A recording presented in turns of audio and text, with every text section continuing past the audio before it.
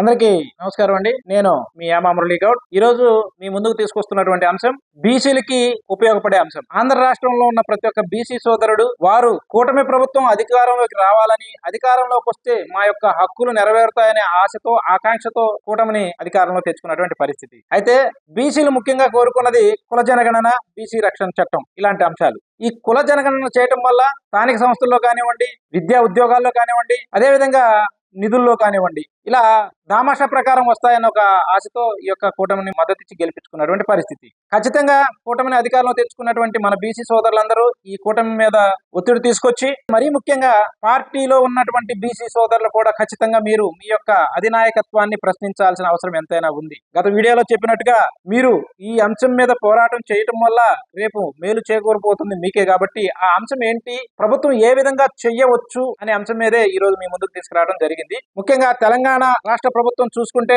కుల జనగణన చేసి అక్కడ బీసీ జనాభా ముస్లిం సోదరులతో కలుపుకొని 58.6% ఉన్నట్లు తీర్మానం చేసి 41% రిజర్వేషన్ ఇవ్వాలి అని చెప్పేసి అసెంబ్లీలో తీర్మానం చేసి కేంద్ర ప్రభుత్వానికి నివేదించడం జరిగింది. అయితే కేంద్ర ప్రభుత్వం ఎందుకు దీన్ని సాసారం చేస్తుందయ్యా అంటే, ఇక్కడ కాంగ్రెస్ ప్రభుత్వం ఉంది కాబట్టి వీళ్ళకి క్రెడిట్ ఎక్కడ పోతుందని చెప్పేసి బీజేపీ గవర్నమెంట్ చేయట్లేదు. సుప్రీంకోర్టుకి వెళ్తే సుప్రీంకోర్టు ఏమో 50% సీలింగ్ మించకూడదని ఉంటుంది. అసలు ఈ 50% సీలింగ్ మించకూడదు అనేది ఎక్కడుంది? రాజ్యాంగంలో ఎక్కడైనా ఉందా? లేదు కదా.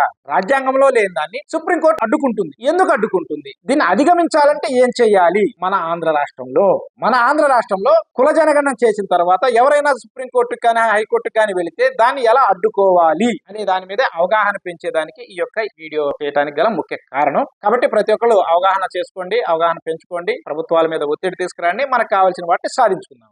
ఇక మీరు చూస్తా ఉన్నారు, కూటమి ప్రభుత్వం బీసీల పక్షాన ఉంటుందా? బీసీలకు మొండి చేయిస్తుందా? స్థానిక ఎన్నికలలో బీసీలకు మేలు చేసే మంచి అవకాశం ఈ కూటమికి ఉంది.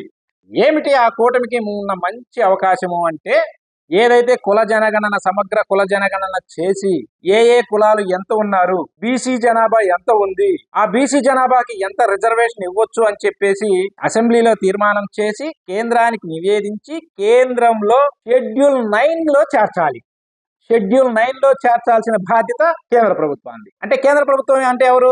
ఇప్పుడు కూటమిలో ఉన్న వాళ్ళే. కూటమిలో Telugu Desam party, Janasena party, BJP ఉంది. అంటే ఇక్కడ రాష్ట్రంలో తెలుగుదేశం పార్టీ ఉంది, బీజేపీ ఉంది, జనసేన ఉంది. అక్కడ సెంట్రల్ లో బీజేపీ ఉంది. అంటే ఇక్కడ సాధ్యమైన పరిస్థితులు ఉన్నాయి కాబట్టే ఇక్కడ రాష్ట్ర ప్రభుత్వానికి మనం సరైన వాదనలు వినిపించి ఏదైతే ఈ ప్రభుత్వంకి అర్థమయ్యే రీతిలో మన నిరసనలు తెలుపగలిగితే ఖచ్చితంగా మనం స్థానిక సంస్థల్లో 40% పైచీలకు రిజర్వేషన్ పొందేదానికి అవకాశం ఉంది. ప్రభుత్వం మీద ఒత్తిడి తెస్తే రాష్ట్ర ప్రభుత్వం కేంద్ర ప్రభుత్వానికి తెలియజేస్తే కేంద్ర ప్రభుత్వం షెడ్యూల్ 9లో చేరిస్తే ఆర్టికల్ 31B ప్రకారం షెడ్యూల్ 9లో చేర్చిన ఏ అంశమైనా కానివ్వండి, హైకోర్టులు కానివ్వండి, సుప్రీంకోర్టులు కానీ అడ్డుకునే అధికారాలు లేవు. బాగా అర్థం చేసుకోండి మిత్రులారా. షెడ్యూల్ 9 ఉదహరించింది. ఏదైతే సుప్రీంకోర్టులు కానీ హైకోర్టులు కానీ ఎటువంటి న్యాయమైన చిక్కులు రాకుండా ఉండటానికి ఆ అంశాలని 9th షెడ్యూల్ లో చేరుస్తారు. ఈ 9th షెడ్యూల్ అనేది మొట్టమొదటి సవరణ 1951లో మొట్టమొదటి రాజ్యాంగ సవరణ ద్వారా ఈ యొక్క అంశాన్ని అందులో చేర్చారు. Article 31B schedule 9.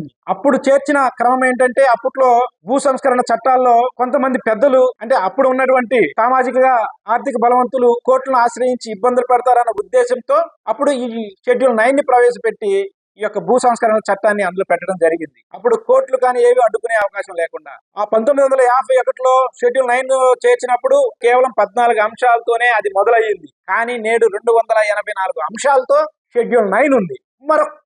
మరొక్కటి మా బీసీలకు ఉపయోగపడేది. ఆ ఒక్కటి చేరిస్తే 285 కదండి అయ్యేది. 284 చేశారు, మేము అడిగినా లేదు కదా. ఒక్కటి చేర్చరాదండి బీసీల రిజర్వేషన్, అది ఒక్కటి చేర్చేసేనాయా అనే అంశాన్ని మీరు ఏమనెత్తుకొని బీసీ కుల జనగణన చేసి ఆ కుల జనగణన సంబంధించిన అంశాన్ని 9th షెడ్యూల్లో చేరిస్తే మనకి ఇబ్బంది లేకుండా ఉంటుంది. కాబట్టి ఈ యొక్క రాష్ట్రంలో ఉన్న నా యొక్క ప్రతి ఒక్క బీసీ సోదరుడు ఆ విధంగా ఆలోచన చేస్తాడని కోరుకుంటున్నాను. ఇది షెడ్యూల్ 9లోకి వెళ్ళిన అంశం. రెండోది ఏంటంటే, కేంద్ర ప్రభుత్వం మనల్ని మోసం చేస్తా ఉంది. ఎలా మోసం చేస్తుంది, ఎలా చేస్తుంది? కుల జనగణన చేస్తానని చెప్పింది, కానీ ఇటీవల నవంబర్ 10వ తారీఖు నుంచి ఒక పైలట్ ప్రాజెక్ట్ కింద ఆంధ్రప్రదేశ్ లో చేపట్టడం జరిగింది. ఎక్కడ ఆంధ్రప్రదేశ్ లో అంటే విశాఖపట్నం జిల్లా భీమిలి నియోజకవర్గంలో మొదలు పెట్టారు. ఆ వార్డులు కూడా భీమిలో 2వ వార్డు 3వ వార్డులో సర్వే మొదలు పెట్టారు. సర్వేలో కూడా మీరు చూడొచ్చు ఇక్కడ ఇంటి పరిస్థితులు, యజమాని పేరు, డోర్ నెంబరు, కులం, కుటుంబ సభ్యుల సంఖ్య, ఇల్లు నిర్మాణ స్థితి 1 నుంచి 16 సీరియల్ నెంబర్ వరకు ఈ అంశాలు అందులో పొందుపడి ఉంచాయి. అయితే ఇందులో కూడా వీళ్ళు ఏం చేశారు తెలివిగా ఎస్సీ ఆర్ ఎస్టీ కింద వచ్చేసి అదర్స్ అని పెట్టారు. అంటే ఈ కాలమ్స్ లో ఏమని రావాలి, అక్కడ కులం అని రావాలా,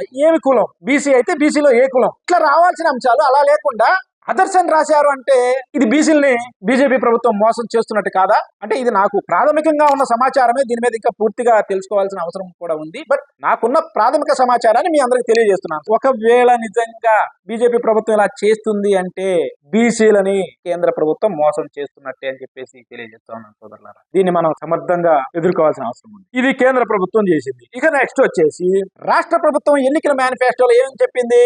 బీసీలకు రాజకీయ ప్రాధాన్యత. అందులో ఏం చెప్పిందయ్యా అంటే స్థానిక సంస్థలు నామినేటెడ్ పదవుల్లో 34% రిజర్వేషన్ ఇస్తానంది. చట్టసభల్లో బీసీలకు 33% రిజర్వేషన్ కోసం తీర్మానం చేసి కేంద్రానికి పంపిస్తాం. తక్కువ జనాభాతో ఎన్నికల్లో పోటీ చేయలేని వర్గాలకు నామినేషన్ ద్వారా రాజకీయ భాగస్వామ్యం. మరి హడావిడిగా ఇప్పుడు రాష్ట్ర ప్రభుత్వం నోటిఫికేషన్ ఇవ్వడానికి గల కారణాలు ఏంటి? కుల జనగణన చేయకుండా, మీరు 34% రిజర్వేషన్ ఇవ్వకుండా, బీసీలకు చట్టసభలో 33% తీర్మానం చేయకుండా మీరు స్థానిక సంస్థల ఎన్నికలకు వెళ్తున్నారంటే ఎవరు చెవులో పూలు పెట్టాలనుకుంటున్నారు? బీసీల చెవులో పూలు ఎన్నాళ్ళు పెడతారయ్యా? ఎన్నాళ్ళు పెడతారు బీసీల చెవులో పూలు? పేరుకేమో మా ప్రభుత్వం బీసీలకి పెద్దపీట వేస్తుంది అంటారు. అదేదో మొన్న నేను చెప్పాను, పెద్దపీట అంటున్నారు. ఆ పెద్దపీట ఆడ దొరుకుతుంది చెప్పండి అయ్యా బాబు. మరి మా వెనకేసుకునే పీట లేదంటే మా నెత్తినేసే పీట, ఏ పీట? ఇంతవరకు మా అయ్యల తరంలో కూడా చెప్పారు పెద్దపీట అన్నారు. మా అయ్య కూర్చోవాలి పెద్దపీట మీద, నేను కూర్చోవాలా, రేపు నా కొడుకు కూడా కూర్చోవాలి. ఆ పీట ఆడుందో చెప్పండి అయ్యా అని ఆవేదనగా ప్రతి ఒక్క బీసీ సోదరుడు ఉన్నాడు. కాబట్టి 34% రిజర్వేషన్ మీరు ఇవ్వాలి అంటే ఏం చేయాలి? కుల జనగణన చేయాలి. కుల జనగణన ఎందుకు చేయడం లేదు మీరు? అంటే అప్పుడు ఎన్నికల అధికారంలోకి వచ్చేదానికి హామీలు ఇస్తే సరిపోతుంది, తర్వాత ఎవరు మాట్లాడతారులే అని చెప్పేసి అనుకుంటున్నారా? ఏంటండి ఇది? కూటమి ప్రభుత్వం ఆలోచన చేయండి. బీసీలు మీకు ఓట్లేశారు, గంప గుత్తగా వేశారు. ఎన్ని సీట్లు ఇచ్చారు మీకు తెలియరా? మిమ్మల్ని అన్ని సీట్లతో గెలిపిస్తే బీసీలకు చేసేది ఇదేనా? మీరు అడ్డగోలుగా మీరు ఇప్పుడు నోటిఫికేషన్ వచ్చేసి స్థానిక సంస్థలకు వెళ్ళాలనుకుంటున్నారే, బీసీల గొంతుకొస్తున్నట్టు కదా? అయ్యా పవన్ కళ్యాణ్, నీ మీద కొద్ది గొప్ప గౌరవం ఉంది, అది పోగొట్టుకోమాకండి. మీరు ఏదో చేస్తారనుకుంటే కనీసం బీసీల పక్షాన మాట్లాడే నాయకుడు కూడా లేకపోవడం దౌర్భాగ్యంగా ఉంది. తెలుగుదేశం పార్టీతో గెలిచిన ఎమ్మెల్యేలు కానివ్వండి, జనసేనలో కానివ్వండి, ఇంకెక్కడైనా కానివ్వండి, కనీసం బీసీల సమస్యల మీద మాట్లాడలేదే. ఇలాంటి అంశాలు ఈ ప్రభుత్వాలు ఎంత దారుణంగా బీసీలని చూస్తున్నాయో అర్థం చేసుకోవచ్చు. ఈ మధ్య నోటిఫికేషన్ ఇచ్చింది, అంత హడావుడిగా ఇవ్వాల్సినంత అవసరం ఏముందండి? మీరు సమగ్ర కుల జనగణన చేయండి, ఎంతమంది ఉన్నారో చేయండి. మీరే చెప్పారు కదండి మొన్న ఒక అంశం చెప్పారు. ఏం చెప్పారు? ఆ కమిటీలో ఏమన్నారు? ముందుగా కుల జనగణన జరగాల, కుల జనగణన జరిగిన తర్వాత సామాజిక, రాజకీయ, ఆర్థిక అంశాలను పరిగణలో తీసుకొని బీసీలకి రిజర్వేషన్ ఎంత ఇవ్వాలని చెప్పేసి చూడాలని ఇంకో అంశము. 3వ అంశం వచ్చేసి 50% సీలింగ్ దాటకుండా చేయాలని చెప్పేసి మీద కమిటీ వేసినట్టున్నారు మొన్న మధ్య మీరే. మరి కనీసం ఆ కమిటీ నివేదిక కూడా ఇవ్వకుండా మీరు ఎన్నికల నోటిఫికేషన్ కి ఎలా వెళ్తున్నారు? అడిగేవాడు లేడు కదా.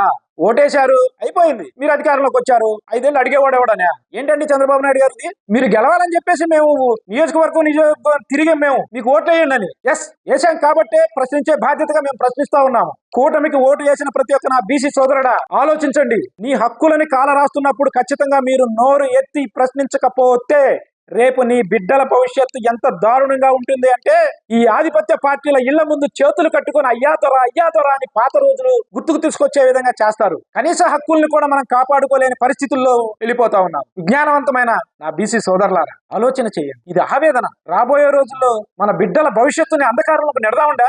ఈ తరంలో ఉన్న మనం నిబద్ధతగా పనిచేయకపోతే రాబోయే తరాన్ని ఒక చీకటి పరిస్థితులు తీసుకొచ్చిన వాళ్ళం అవుతాం మనం. ఇప్పుడు కనుక నువ్వు సమర్థవంతంగా పనిచేస్తే రాబోయే తరం నీ గురించి ఖచ్చితంగా 100 ఏళ్లు చెప్పుకుంటుంది. ఇప్పుడు కనుక నువ్వు పని చేయకపోతే రాబోయే తరాల దృష్టిలో నువ్వు ఒక ద్రోహిగా మిగిలిపోతావు. అర్థం చేసుకోండి, ఆలోచనతో ముందుకు సాగండి. నేను పార్టీలో ఉన్న సోదరులు కూడా అడుగుతా ఉన్నాను, మీరు ఎదురు తిరిగి ఏదో చేయమని కూడా అంటలేదు. పార్టీ ఏదైతే హామీ ఇచ్చిందో ఆ హామీని అమలు చేయమని చెప్పేసి మీ పార్టీ అధినాయకత్వాన్ని దృష్టికి తీసుకువెళ్లి మీ ఆవేదనని, మీ ఆకాంక్షని తెలియచేయండి. అదేవిధంగా తటస్థ బీసీ సోదరులారా, మీరు గళం విప్పాల్సిన సమయం ఆసన్నమైంది. మీరు ఇప్పుడు మీ గళం విప్పకపోతే ఎంతో మంది జెడ్పీటీసీలని, ఎంపీటీసీలని, సర్పంచుల్ని, వార్డు మెంబర్ని కోల్పోయే దౌర్భాగ్య పరిస్థితిలోకి వెళ్ళబోతున్నాం. కాబట్టి అలాంటి పరిస్థితులు రాకుండా మనందరం ఏకకంఠంతో ఈ యొక్క పరిస్థితుల్ని ఎదుర్కోవాలి. ఓవైపు తెలంగాణలో చూడండి సోదరులు ఎంత చక్కగా అందరూ కలిసి కట్టుగా పనిచేస్తా ఉన్నారు. వారిని స్ఫూర్తిగా తీసుకొని మనం ఇక్కడ పని చేయాల్సిన అవసరం ఎంతైనా ఉందని చెప్పేసి ఈ సందర్భంగా మీకు తెలియచేస్తూ, ఖచ్చితంగా ఇక్కడ తెలుగుదేశం మేనిఫెస్టోలో ఇంకా బీసీలకు సంబంధించిన చాలా అంశాలు ఉన్నాయి. సో ఇది ఒక వీడియోలో మీ అందరికీ తెలియజేస్తాను. కాబట్టి విషయం ఇది క్లుప్తంగా. సోదరులారా, మీరు దయచేసి ఇబ్బందులు లేకుండా మన యొక్క హక్కుల కోసం పోరాడాలని కోరుకుంటున్నాను. Thank you all.